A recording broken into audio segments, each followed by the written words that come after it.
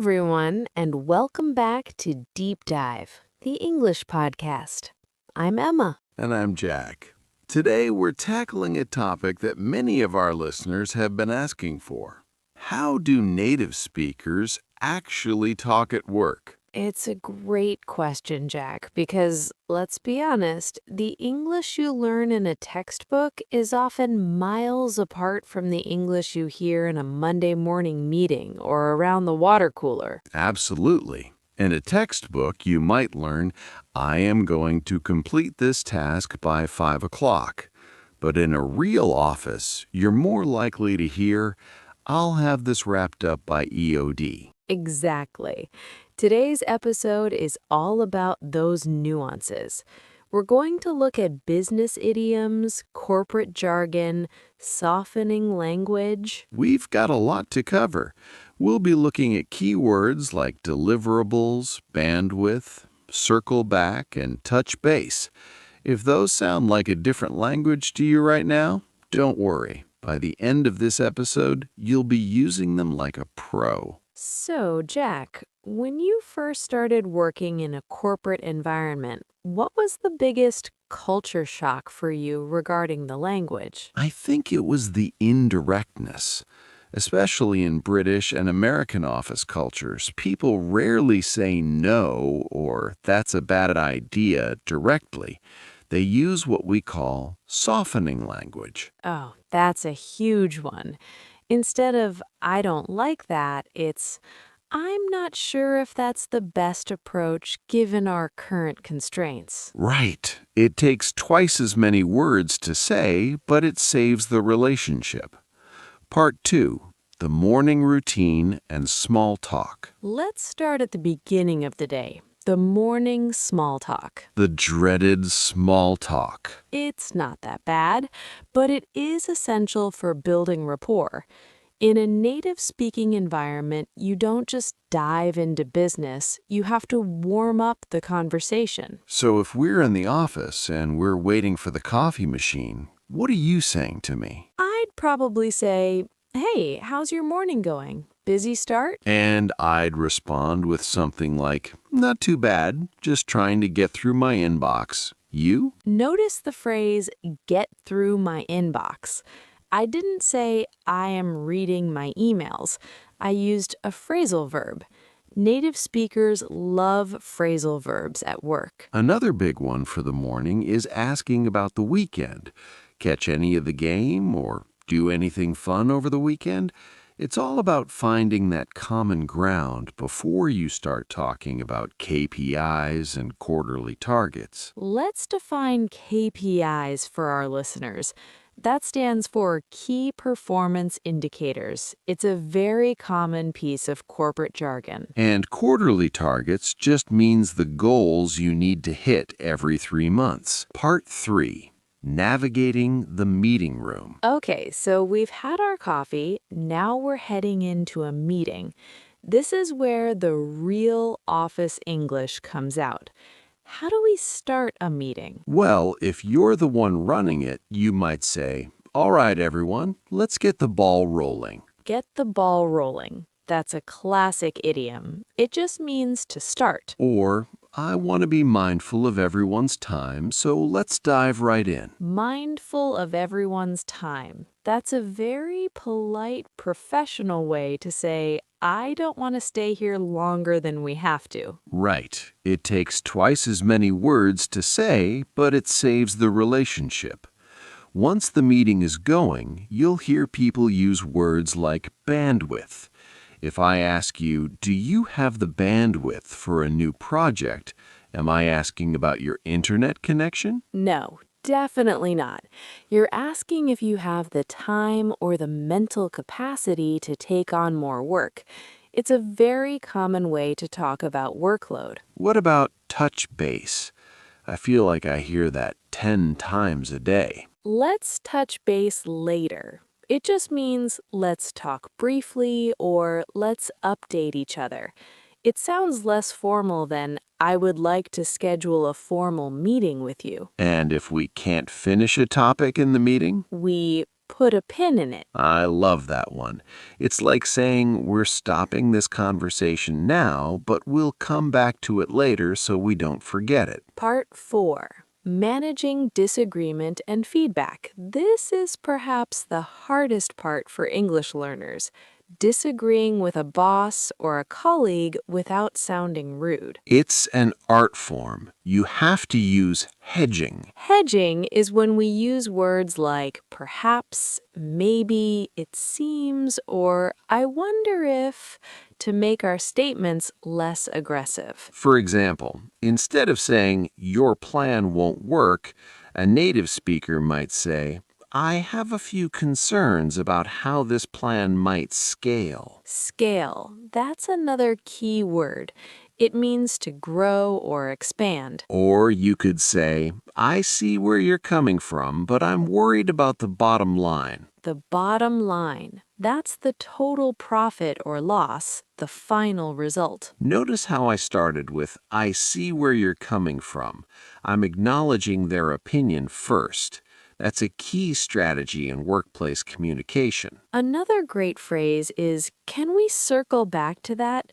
This is a polite way to move the conversation away from something you don't agree with or something that is taking too much time. It's much better than saying, stop talking about that now. Part 5. The call to action and deliverables. As the meeting ends, we talk about deliverables and action items. These are the things that actually need to get done.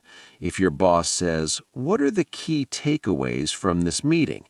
They want to know the most important information or the next steps. And if they give you a deadline, they might say it's set in stone. Meaning it cannot be changed. But if it's a soft deadline, you might have a little bit of wiggle room. Wiggle room. I love that phrase. It means flexibility. So if I say the client needs this by Friday, but there's some wiggle room, it means Friday is the goal, but Monday might be okay too. But don't count on it. Always aim for the deadline. Part 6. The digital workspace. Mastering email and Slack. We just finished talking about the vibe of the office and how to handle meetings, but let's be honest, nowadays a huge chunk of our work happens on a screen. Oh, absolutely. If I'm not in a meeting, I'm probably buried in my inbox or responding to pings on Slack or Microsoft Teams. And let me tell you, written work English is its own beast. It really is. In writing, you don't have the benefit of tone of voice or facial expressions, so native speakers use very specific formulas to make sure they don't sound too demanding or, on the flip side, too casual. Let's talk about the polite follow-up. This is a classic.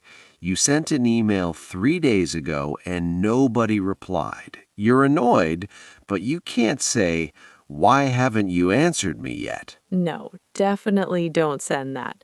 Instead, you use the phrase, just looping back on this, or just checking in to see if you've had a chance to look at the below. Looping back. It sounds so much friendlier. It implies that we're both busy people, and I'm just helping you remember. Another big one is as per my last email. Now, a little warning for our listeners. This one is a bit passive-aggressive. Oh, it definitely is. If a native speaker says, as per my last email, they're basically saying, I already told you this. Go back and read it. Use that one with caution. Exactly. If you want to stay on everyone's good side, maybe try, in case this got buried in your inbox. That's a lifesaver. It gives the other person an excuse for why they didn't reply. Now, what about the word urgent? Even when something is urgent, we often soften it. Instead of do this now, we might say, whenever you have a moment, could you take a look at this? It's a bit time sensitive. Time sensitive. That's a great key word for your professional vocabulary. It sounds much more sophisticated than hurry up. And what about the sign-offs? We don't really use yours sincerely in a quick email anymore, do we? Not really. For internal emails, best, thanks, or even just cheers if you're in the UK or Australia works perfectly. If it's a more formal request, best regards is the safe bet. Part 7. The buzzword breakdown. Okay, it's time for my favorite and least favorite part of office English, corporate buzzwords. Here we go. The phrases that everyone uses but nobody actually likes. Exactly. But if you want to sound like a native speaker at a high level, you have to understand them. Let's start with low-hanging fruit. Right. This refers to the easy tasks, the things we can finish quickly to get a win. If I say, let's tackle the low-hanging fruit first, I'm saying, let's do the easy stuff before we get into the complicated problems. And what about moving the needle? That means making a significant difference. If a project is successful but doesn't increase sales, your boss might say, this is good, but it's not really moving the needle for us. Then there's synergy. This one is the king of buzzwords. It basically means working together so that the total effect is greater than the sum of the individual parts. To be honest, Emma, if someone uses the word synergy too much, people might roll their eyes. But you'll definitely hear it in big corporate presentations. Let's add a few more to the list for our listeners to note down. Thinking outside the box, being creative or unconventional, on my radar, I am aware of it, deep dive, hey, like our podcast. It means to investigate something in great detail. Alignment, when everyone is in agreement on a goal. I hear alignment all the time. We need to make sure we're in alignment before the client call. It just means we need to be on the same page. On the same page. That's another great idiom. It means having the same understanding of a situation. Part 8. The water cooler and after-hours talk. We've talked a lot about formal and semi-formal English, but what happens when the workday is ending or you're in the break room? This is where the language becomes much more colloquial. This is social office English. If it's a Friday afternoon, you might hear someone say, "Ready to head out?" Or, "What are your plans for the weekend?" And if the team is going for a drink or coffee after work, they might say, we're going for a quick one. Do you want to join? A quick one usually refers to a drink. It's a very common way to invite someone without making it sound like a big formal commitment. What if you're really tired and you've had a hard day? You wouldn't say, I am very exhausted. No, you'd probably say, "I'm beat" or "I'm fried." Or it's been a long day. It's a classic understated way to say you're tired. And if someone says, "Let's call it a day," they are suggesting that it's time to stop working and go home. I love that phrase. It's the best phrase of the day. Part 9. Role play. To help our listeners really hear how this flows, let's do a quick role play. You're my manager, and I'm coming to you because I'm feeling a bit overwhelmed with my current projects. Got it. Let's go. Hey, do you have a quick second? I wanted to touch base on my current workload. Sure. Pull up a chair. What's on your mind? Well, I've been looking at my deliverables for the Smith project, and to be honest, I'm starting to run out of bandwidth. With the new launch coming up, I'm worried I won't be able to move the needle on either project if I'm spread too thin. I hear you. We definitely don't want you burnt out. Which project is the priority for you right now? The Smith project is the most time-sensitive. I think we should put a pin in the internal audit until next week so I can focus on getting the Smith report over the finish line. That makes sense. Let's circle back on Monday and see where we stand. In the meantime, I'll see if Sarah has any wiggle room to help you out. That would be great. Thanks for the alignment, Jack. No problem. Let's touch base tomorrow morning. Did you catch all of those, listeners? We used touch base, workload, deliverables, bandwidth, move the needle, put a pin in it, over the finish line, circle back, wiggle room, and alignment, all in about 60 seconds. And it sounded completely natural. That is exactly how a conversation between a manager and an employee sounds in a modern office. Part 10. Performance reviews and giving feedback. Let's move to a slightly more stressful environment, the performance review. This is where you talk about your progress, your wins, and areas where you can improve. If you're talking about your successes, you don't want to sound like you're bragging, but you do want to be clear. Instead of, I did a good job, you might say, I've really taken ownership of Project X, or I've consistently hit my targets. Taking ownership is a huge phrase in the corporate world.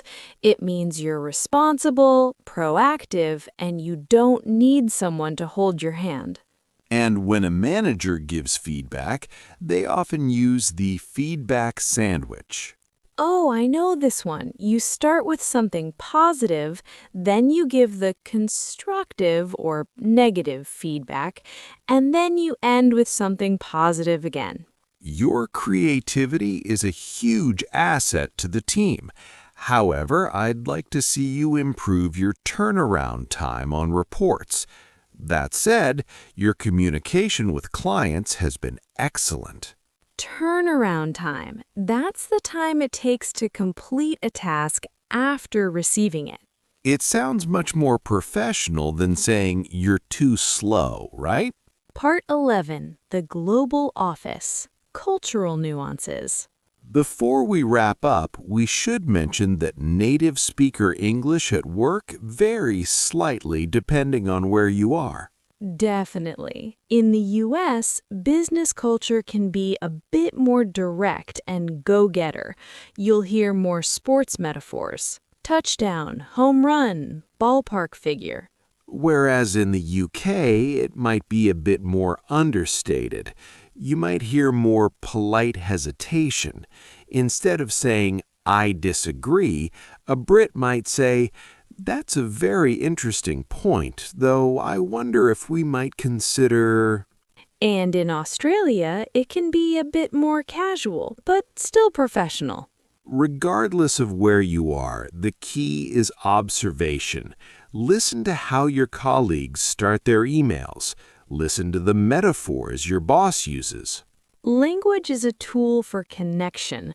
When you use the same code as the people around you, you build trust much faster.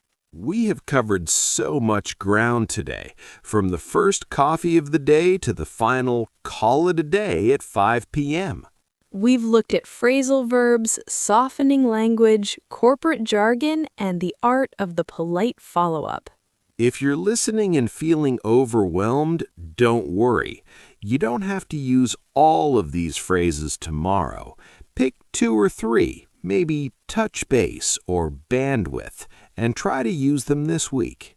And remember, the goal isn't to sound like a dictionary. The goal is to communicate effectively and build relationships. Thank you so much for joining us on Deep Dive, the English podcast. If you enjoyed this episode, please leave us a review and subscribe to our YouTube channel. We have plenty more deep dives coming your way to help you navigate the world of English with confidence. See you in the next one. Bye, everyone.